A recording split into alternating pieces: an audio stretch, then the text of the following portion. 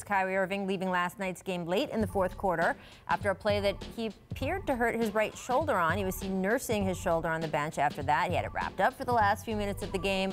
Now, after the game, Kyrie said he would be fine. Scottie, if you're a Celtics fan, would you worry? No, he's got a great left. That's true. He does have a great left. Either way, it doesn't matter. I think it's still early in the season. If he did, aggravate his shoulder a little bit, hopefully it's not that bad of an injury. But it's still early, and he was out last season, so I'm sure he want to make sure that he get this team to the finals. I am worried about every Kyrie injury. Well, that's the only thing that's been able to stop him in his career is injuries, and he's had a lot of them.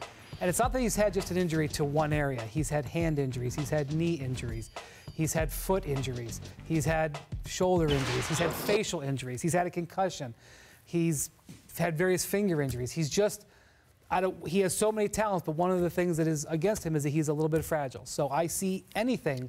That word is very loaded. Yeah, it is loaded. I wouldn't use the word fragile. Guys have injuries in this league, and a lot of them don't even get reported. Well, that's true. This incident injury that happened here. I just think fragile's a little loaded. Okay, I'll amend it to injury prone, however you want to call it. There you go. But no, he's had some tough luck.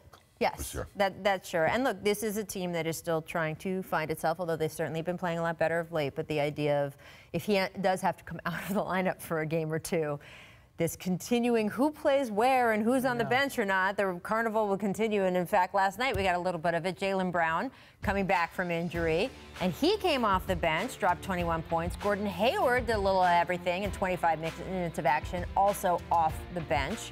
So is this, Brian, what you think we're going to see from the Celtics going forward? Well, for the short term, for sure. But I think the Celtics are deep enough and talented enough that Brad Stevens has a little bit of a luxury to say, look, I'm going to play the guys who help us win and the guys who deliver. And if you are not playing well, Jaylen Brown, then you will get less minutes. If you are, he has yanked Jason Tatum, who I thought was maybe their most important player at the start of the season. He has yanked him for taking bad shots this year. I mean, one thing, even as they have had struggles, Brad Stevens has not been afraid to use playing time as a reward or a penalty. And he's not been afraid to yank Hayward out either. So, to me, this is going to be, when you have a coach and who's not afraid to make changes, you have depth, it'll work itself out.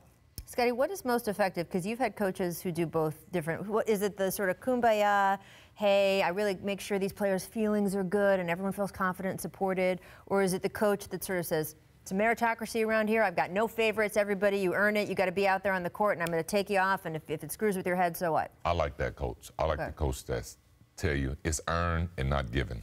And those are the players that are going to play for me. The ones that come out, they play hard, they're consistent, they play together, and those are the players that you're going to win with.